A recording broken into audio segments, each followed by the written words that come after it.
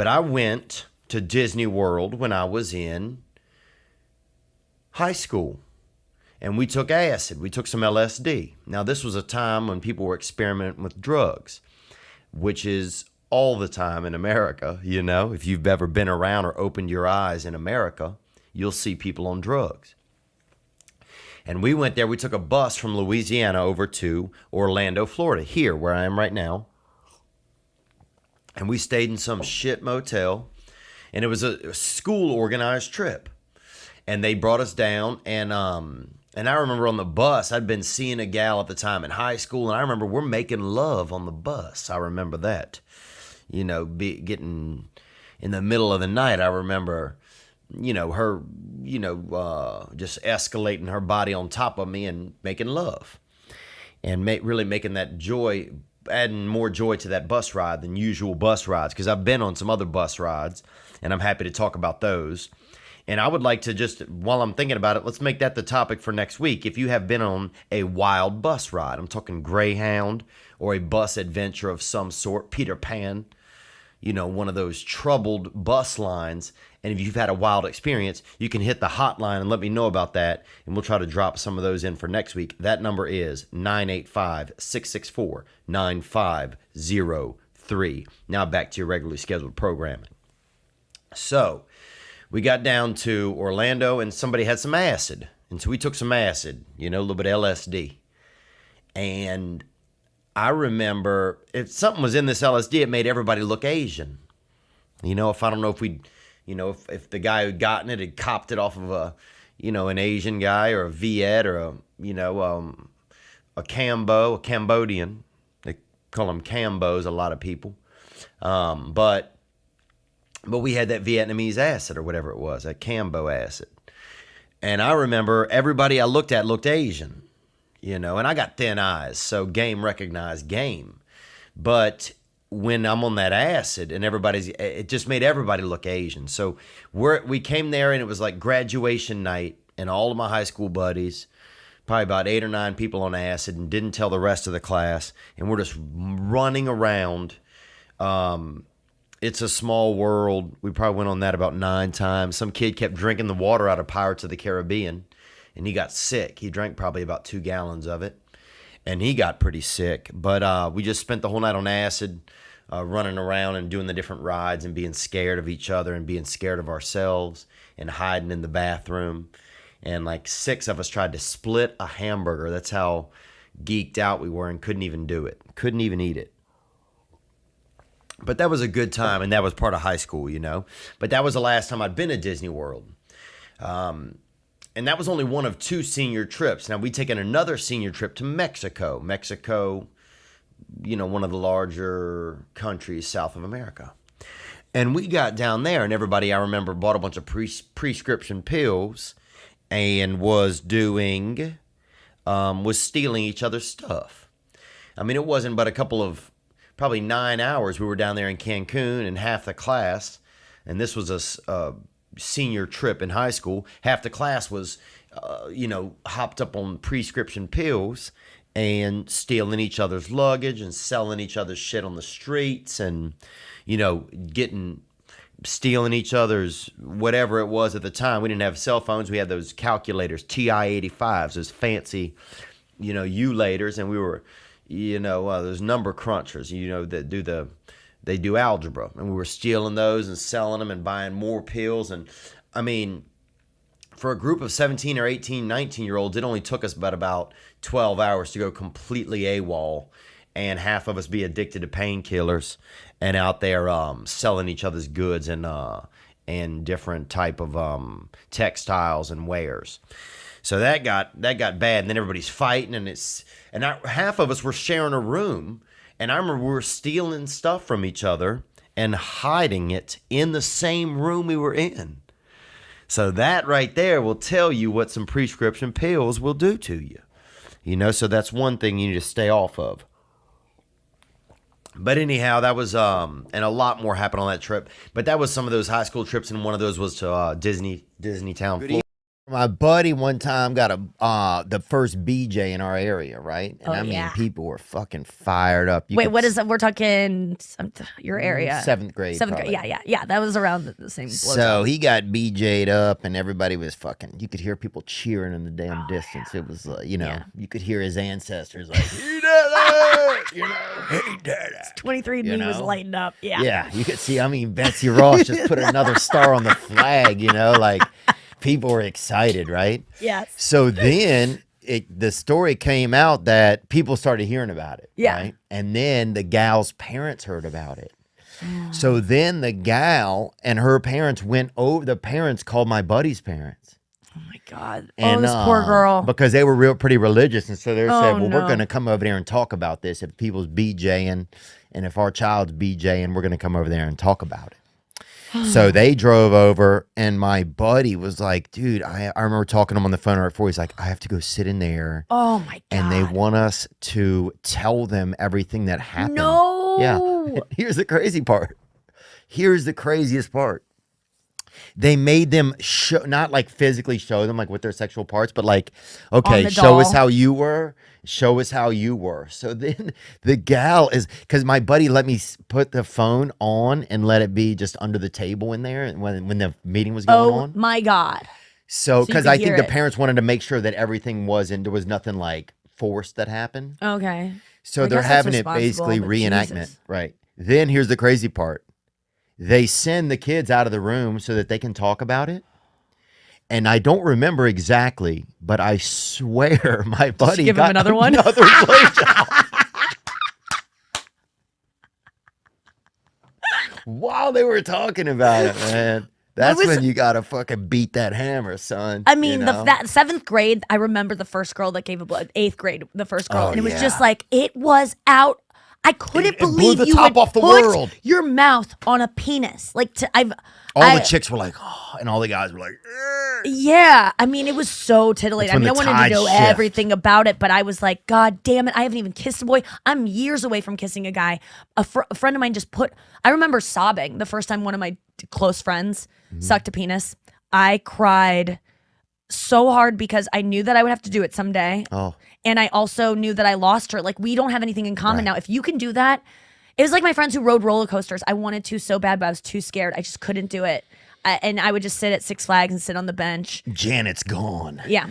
Yep. That's how I felt. She's gone and I lost her. I really cried. Like, I mourned it because I just felt like I'm getting left behind. And I did. Like, all my friends got boyfriends, were like hooking up, getting their pussies eaten. And I just had never even kissed a boy. And I would be like, but I knew everything.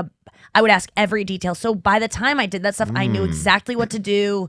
I was not nervous by the time that I got to the place where I was like, you were like the librarian of it, kind of. It seems like you were kind of the at that point. You were, yes. I knew everything, and I didn't get my period till super late. And by the time I got my period, I knew everything about it because my friends. I would ask every detail. I put in a tampon like I was like an old grizzled aunt. Like it was like I'd been doing it for years. And you, as a girl, you don't start with tampons. You start with like pads or like toilet paper, and you're like, "Am I dying? Why am I bleeding?" But I was just like, "Oh, I know what to do here," because I just knew because I'd asked so many questions. And I think that's what I still have is that like curiosity about sex. Like even though I have it, and now I'm in that world, I still am just like, I just want to know every detail. I just think it's fascinating, like how we get from being clothed to unclothed and like licking each other's privates. It's just so weird. Yeah. Oh, then I remember I ended up getting a BJ one time. First one? Yeah. And we met out. Oh, I remember we were meeting in the woods. It was at a party. Yeah. It's like, let's go meet in the woods. And Louisiana has woods. It's not, I mean, there's like spiders. There's like dragons. There's like dead bitches out there probably. Yeah. You know, there's pirate ships. There's a lot in there. So you meet in the woods. But we met in the woods and it was getting damp like where we were meeting. It was getting real muddy. So I mean, I remember being, we were slogging and dude, and then I remember it getting even a little bit more like almost like probably a couple inches of water, you know? Oh my God. I'm like, where are we meeting? And I'd gone kind of the wrong way to meet. So I'm like, you know, I'm like out in damn, you know, I'm almost in South Carolina. You know what I'm saying? Like I really, you know, I'm in the backdrop of where the crawdads sing, you know what I'm saying? It's really like, Wait. I'm passing boats. Like, And you don't have phones. How do you know where to meet this girl? dude, I was just following the possibility that I was going to get a BJ. Did it happen? I would still be walking if the possibility had never left my head. And so we finally got to each other. And by that point, I mean, I had like locusts on me. I had like, I was a damn ecosystem, you know? Like I was certainly, I wasn't doing great. You know, there was like scientists texting me. There was like, Oh my God. you know, it was really, it was bad, you know? You were deciduous. Oh, there was moss growing on the north side of me. Like I had barely made it to. I was 3 years older when I got to her. When I finally got there, it was illegal for her to give me the blowjob. That's my God. how long it took, man. It Was it awesome? Was it like as good as you had thought it would be? Because I mean, I'm guessing this girl is like a younger, like you're on the younger side of things. It's probably one of her first two. Maybe, you know, maybe she doesn't know what she's doing, but was it just so great? Well, by that point, other kids had come and looking for us, you know? Oh, okay. By that point, by the time we finally met, there were other kids yelling in the distance. Yeah, because you were missing for hours. Oh, it was a crazy. search party. Oh, it was crazy. There was a lantern, I remember. I'm like, somebody has a lantern out here? There was a lantern. There was Dogs. beagles. Oh, there were 2 beagles, you know? It was getting really, really bad, you know? And so we had to shut it down, right? Okay. And then another time, so then we rebooked it for a couple of weeks later when someone else had a party. Yeah. You know? So you knew it was going to be a blowjob. Yeah, I knew it. Because she had maybe done it before. Yeah. And she was like the one that you knew to go to for that kind of thing. But I also liked her, though. Oh, yeah. That's sweet. So I really, really liked her. And I think there was embarrassment because she'd done some blowjobs.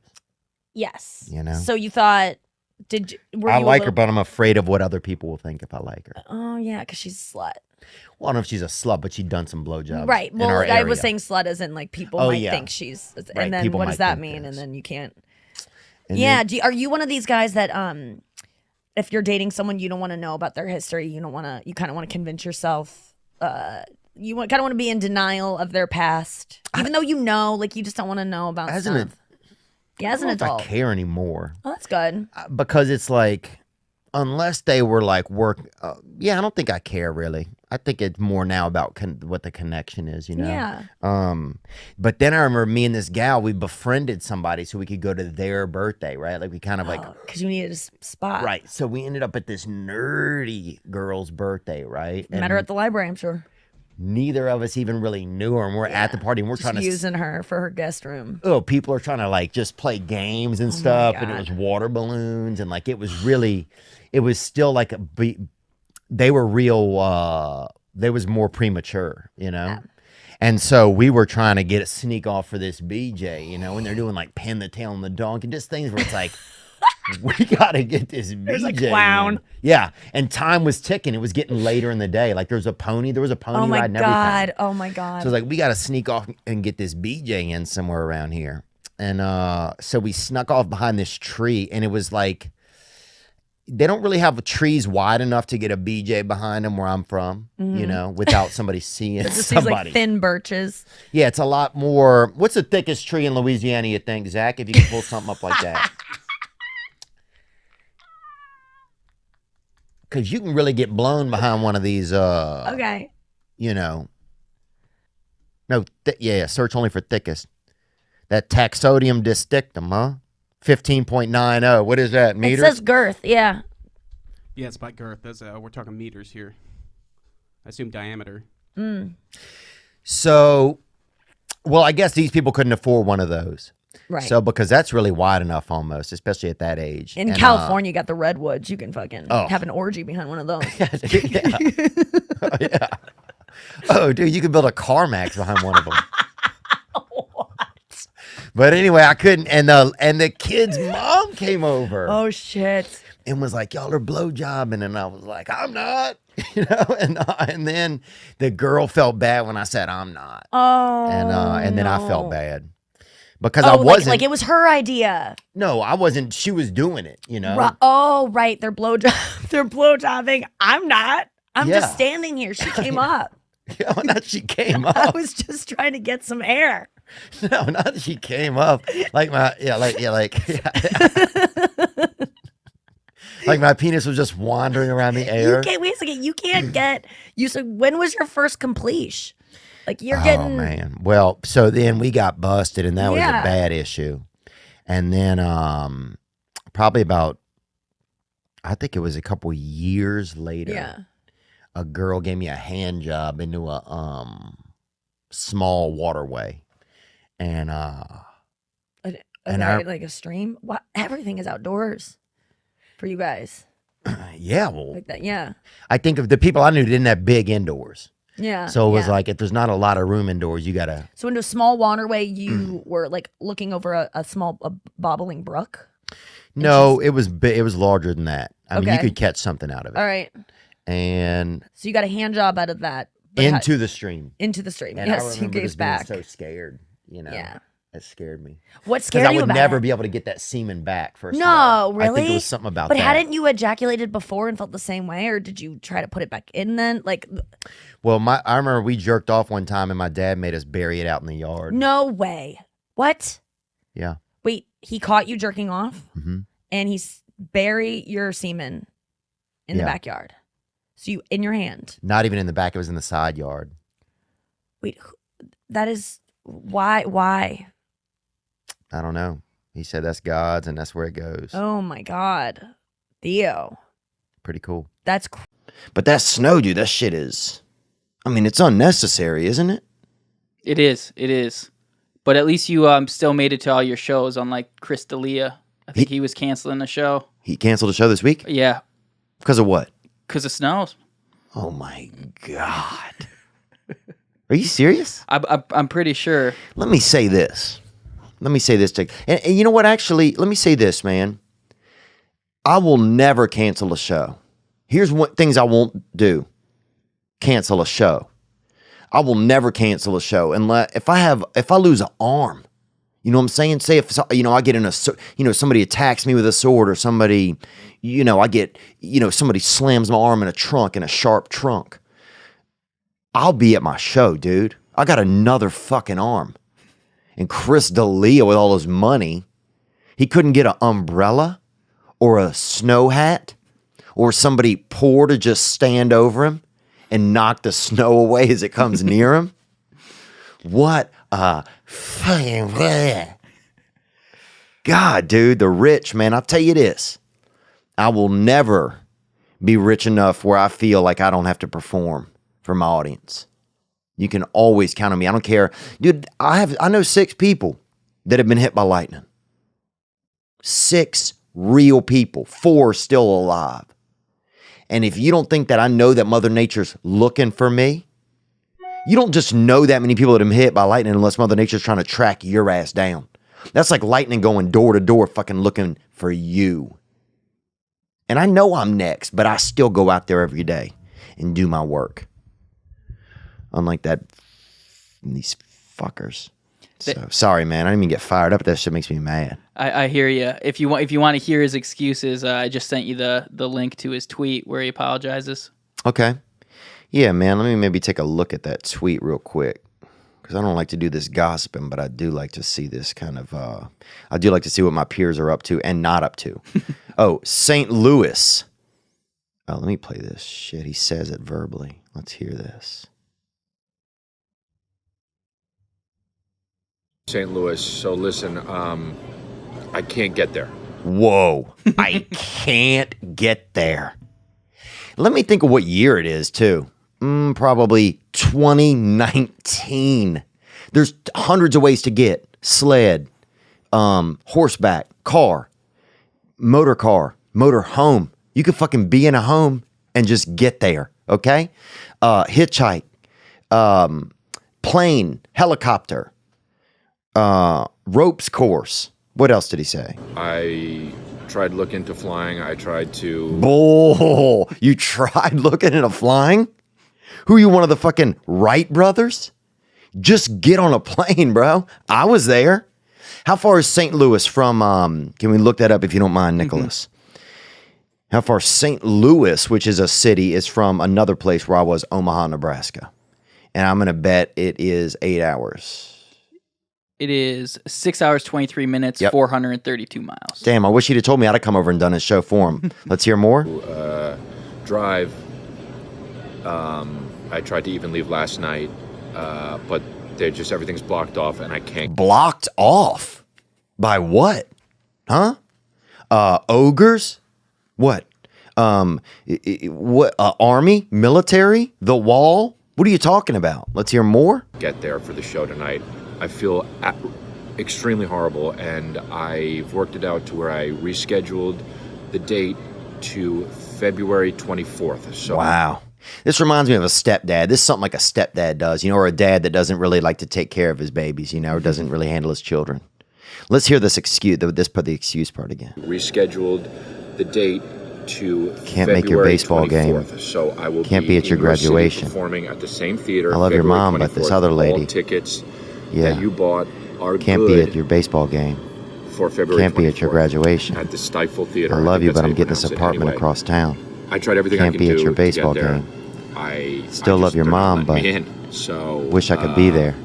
I'll see you Yeah. February 24th. Did you get my Christmas card? Refunds will be granted Yeah. if you can't. Wish make I could that be date, there. and I'm really At sorry. your baseball game. But forgive me. Still love your and I'll mom, see you but soon. the apartment complex has a pool. Wow, sorry. I fucking kind of zoned out there. But there you go, guys. And I was at my shows, and I will be in Kansas City. I'm going to make it up for Chris D'Elia since he can't be there. Going to, if you come to my shows in Kansas City and you dress up like Chris D'Elia, I am going to have a gift for you. I'm not sure what it is, but I'm going to have something special because, I'm the kind of guy that takes care of his team. So, can't beat your baseball game. The other day, I'm ordering, I guess what I want to talk about is autism. I'm ordering some cottage cheese at a breakfast place. I'm ordering some cottage cheese. And it's a rare choice. It is what it is. I ordered it. The guy goes, I don't know if we have cottage cheese, but let me see what I can do for you. That's nice. That's a sweet guy. So I wait. He brings over a bowl. And it's like 3 or 4 pieces of cheese cut up in a little bitty squares and shapes, and he just kind of stacked them all in a little bowl.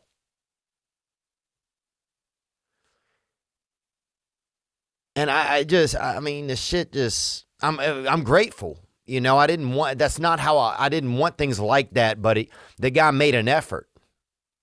But I think what we're starting to see more and more is autism. We're starting to see it more as it's a positive in this, because here's what it is. A lot of big business owners now, Jeff Bezos, Elon Musk, they have autism.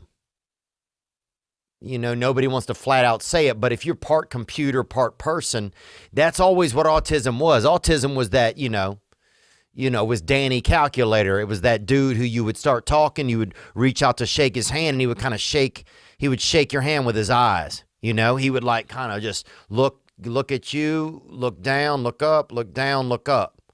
Like he was, he's part computer. It's built into him.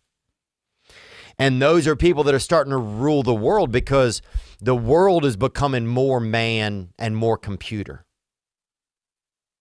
It's, we're merging. It's that man, it's that man-puter, that compuman, it's that middle ground. You'll put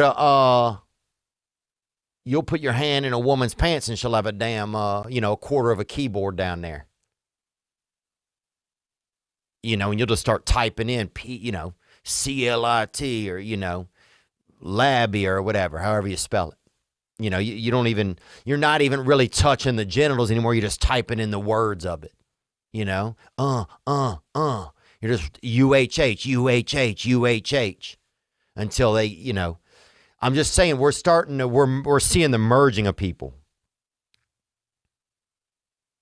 And that's what, it's just, and those are people that are going to rule the world because it's just, we're becoming more of both. We're becoming more computerized, automated, ATM, blender. So just being a human is not, it's good, but it's old fashioned.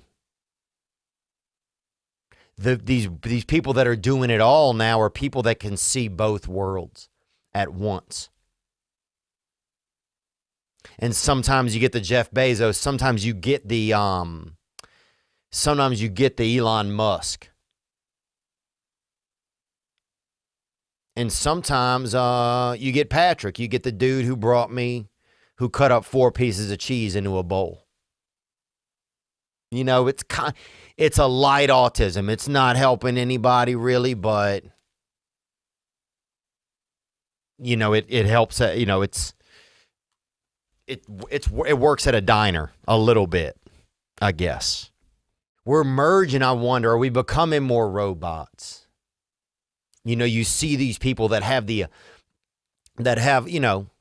half a calculator behind their eyes and they're more operating system than they are heart. And you're like, you start to wonder, are they the next evolution? Am I just out here living in the Stone Age with my feelings? When 3 generations from now, it'll be, it'll all, they'll have our feelings almost, we'll have been taken over by some type of, or crossbred with a gigabyte and you'll press a button on your hip and you'll smile. I don't know what the future is going to be like. I don't know. But I believe that autism is that gray area where we're starting to see maybe, because it used to be somebody had autism, you're like, damn, Ricky's fucked up, Oh, damn, Ricky's over there licking that snake. Ricky's licking snakes. But now, you're like, damn.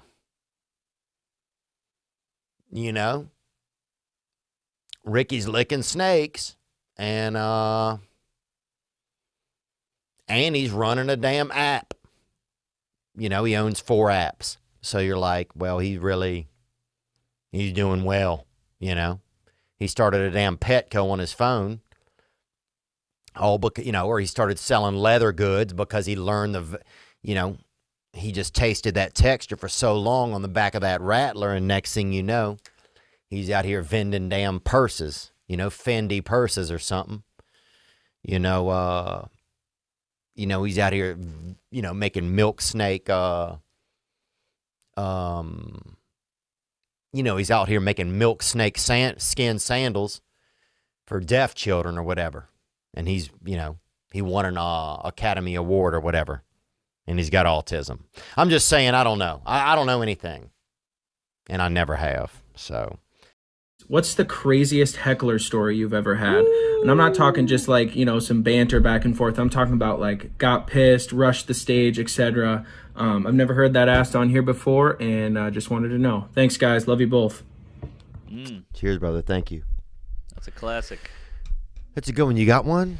Well, I've had so many bad heckles, but the one that really fucked me up was I was kind of new. I was probably like 3-4 years in. I got a college gig, which was huge. Yeah. Good money, fly you down, put you up.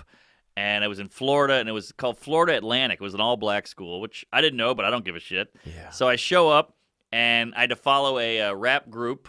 It was like kind of a talent night. Ooh. I had to follow a rap group, and they were like twirling shirts going, kill Whitey, fuck the cops, I'll Yeah. kill you, you know, fuck this bitch or whatever. And they're killing. Like, the whole place is jumping. Yeah. It was the DNC, basically. Yeah. Yeah. And I remember there was like a little cute, nerdy black girl with a clipboard going, okay, you're next. And I just want to let you know it's very diverse. I'm like, it's not diverse. It's all black. I'm the diversity. But whatever. So it was me and this other kid, and we were both supposed to do 30 minutes. So you know, these people don't want 30 minutes of one guy. So he goes up first, and they trash him immediately, and he gets off after like a minute and a half. And I was like, what are you, crazy? You got to do your time at least. So he's like, fuck this, I'm out of here. I'm calling my agent. He was like he had self-esteem, this guy. Oh, yeah. Yeah. So then I'm like, all right. And then they bring me up like, oh, we got another live one coming up. Oh, baby. And he's looking at me like, oh, this guy's a goner. Like, I totally set up for failure. So I walk on stage, and I'm walking to the mic. The mic is like right where that camera is, and I haven't gotten there yet. And some guy goes, look at this fag. Kills. Huge laugh. So I was like, all right, I can handle this. So I was in such a New York state of mind. I was like, damn, man, what if I was actually gay? And he goes, no, you are. That got an applause break. He's getting high-fived. They're crowd surfing this guy. He's a hero. And then I try to do 20 minutes on Uber after that, and I just ate my lunch for half an hour. But I did my time. Yes. Yeah, but it was brutal, man. I was just watching my watch tick. Long half hour. Long 30. It's like The Irishman. Why do you think? Oh, The Irishman's unbelievably bad. So long. Does it even make any fucking or The Departed, whatever? I don't even know the difference between the two of them. The fucking shit's horrible. You know what I'm saying, dude? Yeah. Some of it's so fucking bad. I would rather watch that guy Sheamus from WWE wrestle. That seems more authentic to the Irish Mafia. But dude, why is it that comedians can take that that thing? Because that's, for some people, that would kill them. That would put them into a mental breakdown. That's true. I think because our mind is already so mean to us. So we're like, oh, I can handle this. And they were kind of laughing. So in a weird way, I was like, they're trashing me. I'm the punching bag. But at least I'm creating entertainment. Even though I am the butt of the joke, we're all having a good time. I mean, I'm not, but they are. Right. So there's a part of me like, all right, at least this is kind of fun for them. But it was harsh. Yeah, even though I'm the butt of the joke, at least they're having a good time. Yeah, like if I wasn't there, they wouldn't be laughing. Right. And they're mocking me, and it hurt. But at least I'm a part of something. Yeah. So I took it. Yeah, man. I had one like that at University of North Florida. They booed us off They booed me off the stage. They didn't know I had to come back out in Florida. Yep. They didn't know I had to come back out between each. It was a battle of the bands. Oh, yeah. They didn't know I had to come back out again between each band. I burned I was supposed to do 5 minutes between each band, right? I told them I had 40 minutes, bro. Yeah. I had fucking 18 minutes. I burned it all out of the first time, and I had to come back out fucking like 6 more times. Oh, my God. You just got to start riffing. What is that, a clock over there? Yeah. Holy hell. Oh, it became a running gag when I ran. At least about the third time, the fourth time, it was like, no way, this dude's back. I actually physically became the joke. There was one time, and they used to have this room in L.A. called, it was like at a bar cafe in UCLA in Westwood. It was like, college kids are ruthless. Yeah, and it was UCLA bar, so there's no chick. It's a sad environment for like compared to what most college kids are used to. Yeah. So one kid starts heckling me in the audience, dude. He's talking shit, right? I got just lost it, man. I get off stage. I'm coming at the dude, start choking him. What? Yeah, choking the guy. Wow. And I didn't realize I had the mic in my hand the whole time I'm choking him, right? Yeah. You could hear the swallowing. Oh, yeah, you could hear it all. It's crazy. And I'm like, why were you being so mean to me? Just the fucking lamest thing you could say to somebody. Yeah. But and people were dying laughing because he and I are tussling, but the mic is right there. Good for you. But I had one similar, Hartford Funny Bone. This is years ago. There's probably like 25 people in the room. I'm eating my ass. This guy is in the front row. I'm talking a real nerd guy, like fat guy with glasses and a beard. And he had a woman with him and another, like a sister and his cousin or something. And this guy is like a loser. And I'm bombing, and they keep doing the thing where they mimic my bomb. Like I'd be like, Mick Ultra, huh? And that's the punchline. You go, Mick Ultra, whew, that was bad. And then I'd be like, well, what about Shag Carpet? He's like, Shag Carpet, nothing there, you know? And it was, no one could hear it but me. So he was like taunting me. So I just lost it on this guy, and I was like, fuck you, you piece of shit. and apparently he was like kind of downsy or something. So maybe he was not fucking with me. Maybe he was just being retarded or something. Yeah. But I didn't know that. And I kept going at him. And this is when it gets really bad. When you're like, fuck you. And I just got angry. It wasn't even funny. And this guy in the back goes, go easy on him. So I go, well, fuck you too. What the hell? I'm up here alone, blah, blah, blah. So eventually the guy got up. The retarded guy got up and was like, what the fuck? And I was like, oh, shit. This guy's all, a little melted. And I was like, oh, shit. All right, well, what are you going to do? And they threw the kid out, and they had to throw him out. And, like, he was, like, kind of moaning and stuff. Oh, it was bad. What? And then I had, like, another 20 to do after that. It was a nightmare. So now the other crowd hates me because I shit on them. It was. You're going to hell, man. Yeah, I didn't know. Yeah, you didn't know. And look, I had the same thing happen, man. That's a very good story, and it's better than mine, but I'm still going to tell mine. Please. I'm in San Francisco, and it's at like a weed conference or something, right? And I don't even smoke weed. So I'm at the place. People are blowing weed smoke in the air and stuff. And so I start getting just zooted out on stage, bro. There's a guy dressed. It's like the San Francisco weed conference. There's just some it was bad. Yeah. Was this pre-legal or legalized? It was weed? pre-legal. Okay. So weed was still a big deal. There were like booths. There was like THC stuff, but it was still, they were pushing the limits. Right. And some guy was dressed like a captain, like a total captain. He brings me on stage. At that point, I am so cooked out of my gizzard. Like the whole people have just been blowing joints. I'm the last act of the day. It's been an all-day affair. There's probably 13 people in a room that would seat maybe 150. Oh, boy. All just folding chairs. The guy in the front is mentally disabled, right? Nobody tells me. Yeah. Nobody tells me. I get up there. I literally didn't even know what was going on. I didn't know that I was a comedian. I didn't know what was happening. Oh, you were that high. I didn't know if I was an auctioneer. I didn't know what was happening, man. It was not good, right? And this guy starts saying stuff, messing with me. And finally somebody yells out, could have even been you, yells out, that guy's retarded, right? And I was like, well, put a sign on him then, right? That's a good line. And then finally, it was the first laughs I got, dude. And I quit. I got down. I was like, I'm done. I think it had literally been 4 minutes, dude. But when you're high, 4 minutes is like a week. I think everybody, the guy there was like, man, you did great, dude. You did great. Oh, paid me good. my money. All right. It was That's a booked happy through an ending. agent. Yeah. They paid me $1,000. Oh, that's big. That was big. Not a bad gig. Just trash this Downsy kid and get a check. Yeah. But dude. Could be worse. First time I ever tried some cocaine was over here in beautiful Baton Rouge, Louisiana, I think. And I went for a run. I thought it was a performance enhancer. I'd heard that. And I guess at the time I was training for a half marathon. And so I copped me a couple of grams of, that white donkey dust, a little bit of brain kick. And I went for the longest run I've ever ran. I ran for 11 miles because I never ended up doing the half marathon because I got into cocaine.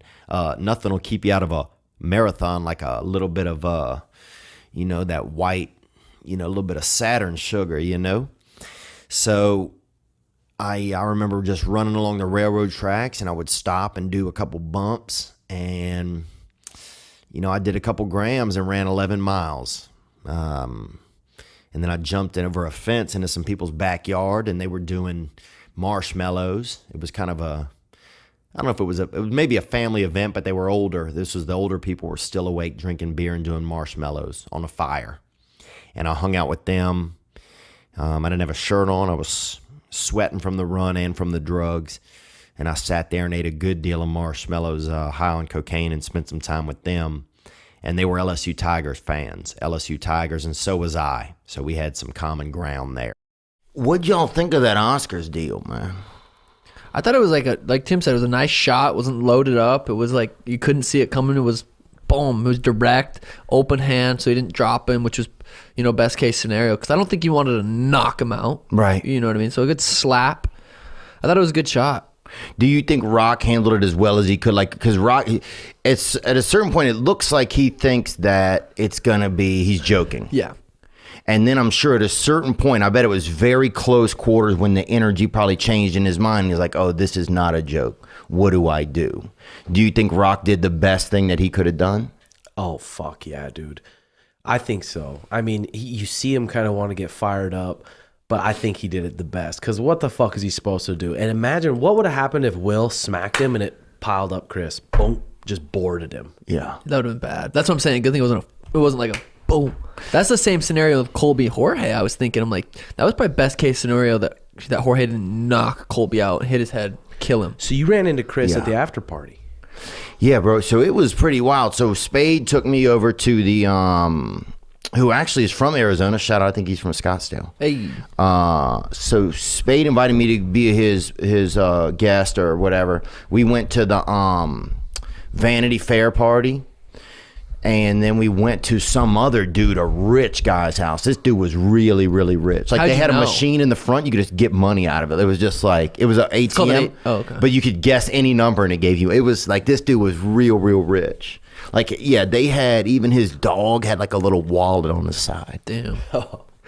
So this dude was really, really rich. And we went in and like, Jennifer Lawrence is sitting in the back just hanging out outside, like, just in her pajamas. She like lived next door, I guess, and so she came over because she heard some commotion or whatever. So she's out back just hanging out. Like, there's like Penelope Cruz, like a, you know, just fancy people. I mean, it's like fancy people you see on the magazine, and they're just sitting there, you know, eating. You know, they had some raviolis. What else did they have? They had a salad that looked. It was a little I thought it was a little bit wilted, but people were eating it. Rich people will eat. They'll eat kind of more. They'll say it's like more artistic kind of. But anyway, so we get to finally see Chris Rock, right? And I'm with David Spade, so Spade knows him. So they're just kind of talking, and he was just shocked. He was like, "What the fuck happened?" He's almost. It reminded me of. You ever been at a party and somebody gets hit by somebody, and then the person that hit him leaves? And there was never really like a big fight, or maybe there even was a fight, but the one dude never had any idea there was any beef or anything going on. And then you start talking to that guy, and he's like, "Bro, what the fuck happened? Like, what do you think?" You know, that's kind of what it was. He was just like, "What the fuck?" So did he not know that she had alopecia or whatever disease? That's why she was bald? Did he not know that? I think he had no clue. I think So he had that no clue. And who don't have alopecia? Everybody's going bald. Yeah. Well, I'm not. But not yet. Exactly. And when you start, dude, it's gonna look crazy. You go like one of those things that kids used to put on the end of their pencils. It's gonna be wild. If it's the front or the back. Oh yeah. What do you want to lose first? Do you think, if you had to lose front or back? I just shaved the back, so I always have like a good front profile talking to chicks. Yeah, you got to go at the front. You know what I mean? Yeah. Then you turn around. It's No, just I like, wouldn't turn around. It's a salvage yard back there. Yeah. I would turn. Did you notice any of those A-listers judging you? You know, this party, there was no, and I've been to some fancy spaces, but I'd never been anything like this. Like, apparently this is like the party to end up at, right? Were you wearing a suit? Yeah. Oh, good. I was wearing a suit. And, yeah, so we were sitting at Spades. We watched the Oscars over there. So we're just watching. And then the slap happens, and it went mute on the television. Everybody's like, dang. And we didn't know if it was real. And then all these text messages started coming in. And then we ended up, we went to the Vanity Fair, and nobody was really kind of talking about it. I think everybody was kind of in shock. Or contemplating whether it was real or not. Right. That's what I was wondering. Yeah. There was a guy, a writer there, and I remember him saying, "I don't think that it was real." And I'm like, I don't think the acting could be that great. Yeah. No way, bro.